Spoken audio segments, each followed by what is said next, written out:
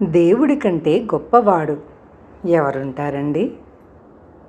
మరి ఈ కథలో ఎవరు ఆ గొప్పవాడో దేవుడి కంటే చూద్దాం. మన దేశంలో అరణ్య ప్రాంతాలలో కర్షక గ్రామాలు విస్తరించే కాలంలో రత్నాకర దేశాన్ని మణికంఠుడనే రాజు సమర్థతతో పరిపాలించేవాడు. ఆయన పరిపాలనా దక్షత ఫలితంగా ఆ రాజ్యం 4 దిక్కులా బాగా విస్తరించింది. మారుమూలల నివసించే ప్రజల కష్టసుఖాలను కేంద్రంలో ఉన్న రాజు విచారించడం కష్టసాధ్యమైంది. ఈ సమస్యను గురించి మణికంఠుడు మంత్రులతో విచారించగా దేశాన్ని 4 ప్రాంతాలుగా విభజించి 4 ప్రాంతాలను పాలించడానికి దక్షత గల రాజప్రతినిధులను నియమించమన్నారు. వెంటనే రాజు తన రాజ్యాన్ని విభజించి 4 భాగాలకు 4 విశ్వాసపాత్రులైన రాజప్రతినిధులను నియమించాడు. ఇందువల్ల చాలా మేలు కలిగినట్టు కనిపించింది. 4 రాజప్రతినిధులు ప్రతి నెల రాజుకు తమ ప్రాంతంలో ఉండే ప్రజలకు గల అసౌకర్యాలను గురించి, వాటిని తొలగించడానికి తీసుకుంటున్న చర్యలను గురించి నివేదికలు పంపుతూ వచ్చారు. రాజప్రతినిధులు రాజు పట్ల భక్తి విశ్వాసాలు కలవారనటానికి సందేహం లేదు. కానీ అందువల్లనే కొన్ని చిక్కులు బయలుదేరాయి. వారిలో ప్రతి ఒక్కడు తన రాజ్య భాగం మిగిలిన 3 కన్నా ఉన్నంతగా తయారు కావాలని తమలో తాము పోటీ పడ్డారు. ప్రజలను ఉత్సాహపరచడానికి వారు ప్రాంతీయాభిమానాలను రెచ్చగొట్టారు. రాజ్యం అంతటా ఉన్నవాళ్లంతా ఒకే జాతి వాళ్ళు కారు. గణ పరిపాలన ఉన్నప్పుడు ఒక జాతి వాళ్ళు మరొక జాతితో చీటికి మాటికి తగులాడుకునేవారు. కానీ ఒక పరిపాలన కిందకి వచ్చేసరికి జాతి వైరాలు వెనకపడిపోయాయి. కొత్త రాజప్రతినిధులు తమలో తాము పోటీలు పడి ఈ జాతి వైరాలు తిరిగి తల ఎత్తటానికి అవకాశం కలిగించారు. ఇంతేకాక ఏ ప్రాంతంలో అభివృద్ధి అయ్యే సంపద ఆ ప్రాంతం నుంచి మరొక ప్రాంతానికి పోకుండా రాజప్రతినిధులు కట్టుదిట్టాలు చేశారు. ఉత్తర భాగంలో పత్తి బాగా పండుతుంది. కానీ నేతలో ప్రావీణ్యం గల జాతులు దక్షిణాన ఉన్నాయి. ఒకే రాజ్యంగా ఉన్నప్పుడు ఉత్తర ప్రాంతపు పత్తి దక్షిణ ప్రాంతపు నేతగాళ్లకు అందేది. దేశంలో మేలు రకం వస్త్రాల ఉత్పత్తి విస్తృతంగా సాగింది. కానీ ఇప్పుడు ఉత్తర ప్రాంతపు రాజప్రతినిధి తన ప్రాంతంలో తయారయ్యే పత్తిని దక్షిణానికి పోనివ్వక తన ప్రాంతంలో వారినే నేత నేర్చుకోమన్నాడు. ఈ పరిస్థితిలో దక్షిణ ప్రాంత రాజప్రతినిధి ఇతర పంటలు చక్కగా పండే పొలాలలో పత్తి పండించసాగాడు.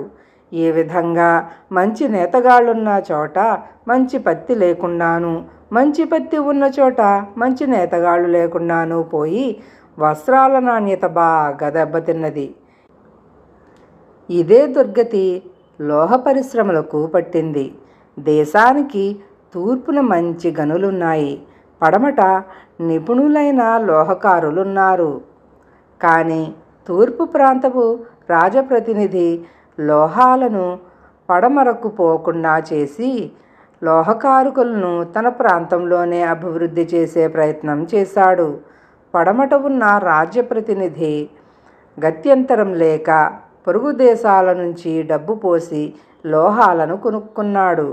కేంద్రంలో ఉన్న రాజుకు రాజప్రతినిధులు పంపే నివేదికలు చూస్తే వారంతా దేశాన్ని అభివృద్ధిలోకి తేవటానికి శక్తి వంచన లేకుండా పాటుపడుతున్నట్లు కనిపించేది. వాళ్ళ చర్యలన్నీ సమంజసంగానే ఉన్నాయి. కానీ దేశం అభివృద్ధి చెందటం లేదని ఆయనకు తెలుసును. రాజప్రతినిధులను ఏర్పాటు చేసి 5 ఏళ్ళు అయ్యింది. దేశం వెనకటిలాగా అభివృద్ధి కాకపోగా పూర్వం ఉండిన అభివృద్ధి క్రమంగా క్షీణించి చివరకు స్తంభించిపోయింది. దీనికి కారణం తెలుసుకోగోరి మణికంఠుడు రాజధానిలో 3 రోజుల పాటు ఉత్సవాలు ఏర్పాటు చేసి అందులో రకరకాల గోష్ఠులు ఏర్పాటు చేశాడు. ఒక గోష్ఠిలో వర్తకులు ప్రసంగిస్తూ గడిచిన 5 ఏళ్లలో దేశంలోని వర్తకం చాలా అభివృద్ధి అయిందన్నారు.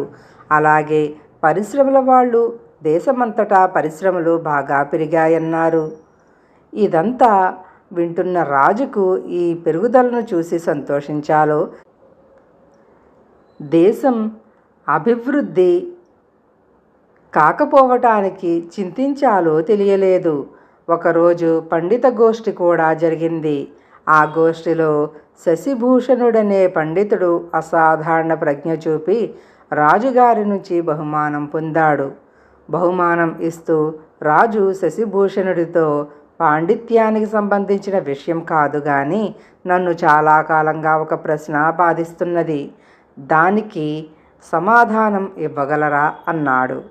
అడగండి, శక్తి కొద్దీ ప్రయత్నిస్తాను అన్నాడు శశిభూషణుడు. ఈ ప్రపంచాన్ని దేవుడు సృష్టించాడు. అందుచేత దేవుడే అందరికన్నా గొప్పవాడంటాం. కానీ దేవుడి కన్నా గొప్పవారు ఎవరైనా ఉన్నారా అని రాజు అడిగాడు. లేకేం, దేవుడి కన్నా గొప్పవాడు మనిషి అన్నాడు శశిభూషణుడు. రాజు తెల్లబోయి, సమాధానం చెప్పగానే మీ బాధ్యత తీరదు. అది సరి అయినదని నిరూపించుకోవాలి అన్నాడు. శశిభూషణుడు వినయంగా, నేను అనుభవంతో ఈ సమాధానం చెప్పాను మహారాజా. దేవుడు నా నుదుట పాండిత్యం సంపాదించమని రాశాడు. దాని ఆధారంగా నేను ఉత్తర ప్రాంతంలో బోధకుడిగా యువకులకు విద్య చెబుతూ ఉండేవాణ్ణి. కానీ నేను తూర్పు ప్రాంతానికి చెందినవాణ్ణి కావటం చేత నా ఉద్యోగం ఓడింది.